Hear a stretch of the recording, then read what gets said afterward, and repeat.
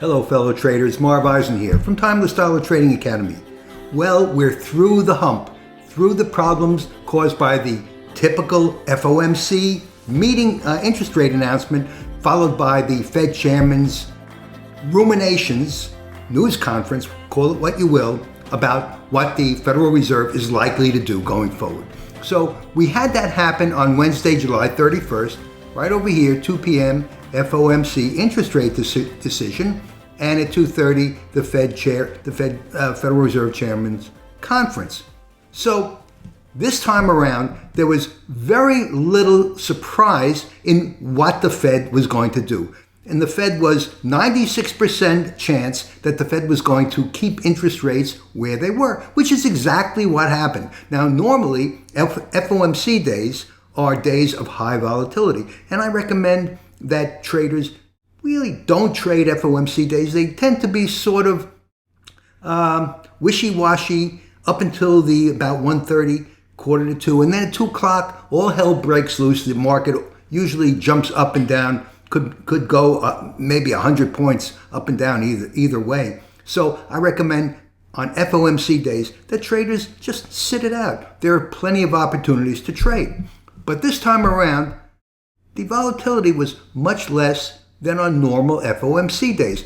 And the reason is, as I just said, 96% the market felt that the Federal Reserve was going to hold interest rates steady. And that's exactly what happened. And so let me show you my E-mini chart on Wednesday. Here's 2 p.m. FOMC right over here, and then the Fed chair announcement. And notice in the morning, really not too much action, and then went up a little bit, went down with the Fed chair's announcement. Okay, so there was no real excitement. It basically ended where it started. It started right about over here at 55.60, 55.50, and it ended right there at 55.50. So really nothing to write home about, no surprises. The other issue for the week was the U.S. employment report on Friday. Now, that caused a big problem to be in the rearview mirror.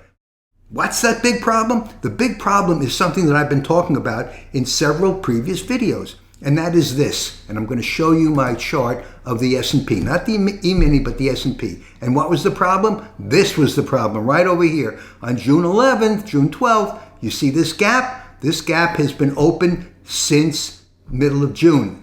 The market ran away from that gap, but gaps always close.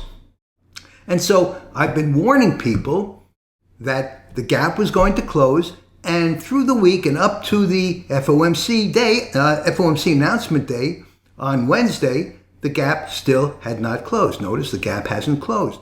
But then when the U.S. employment report came out, the forecast was 185,000 jobs, and the actual jobs were far less.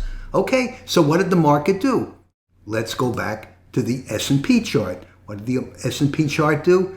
It opened right over here, right at where the gap was, and closed the gap, went down for the day, went back up, but now the problem is in the rearview mirror. Now we can move forward without the fear of the gap being in our way. Of course, we have another gap to fill, and that's the one that was created on Friday. That will fill also. The market will recover. And so we're still up 12% for the year.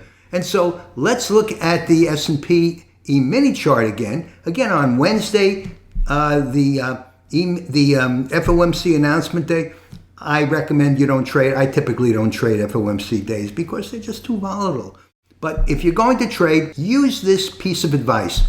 You see in the beginning of the day, market goes up, market goes down, market goes up, market goes down. We don't know where the market is going to go, except watch for the intraday high or low that's put in within the first half hour to hour of the day. And the intraday high was put in, intraday low was put in, and then the high was taken out right over here just after 10 o'clock. Meaning that we can take this to be the intraday low and we can go forward and trade to the long side.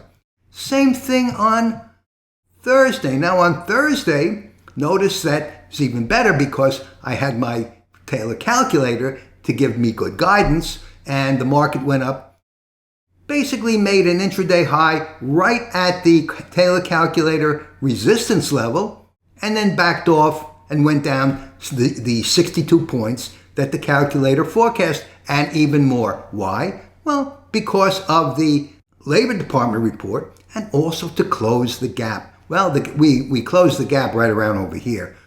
Went down a little further, then recovered for the day. So now we've cleared the decks of the problem from that gap being open, and we can move forward from there. And so if you want to know where the market is going to trade on Monday, well, I can use my calculations from the trading zone. And for Monday, the calculations, I'll give you the numbers. Monday, we should see resistance at 54.03, support at 53.11, 93-point range, pretty big forecast range. I don't know whether the market is going to actually trade to that. I like to use the limits of the Taylor trading range in conjunction with the intraday high or low. That, again, look for it. It's a very good way to avoid getting in too soon.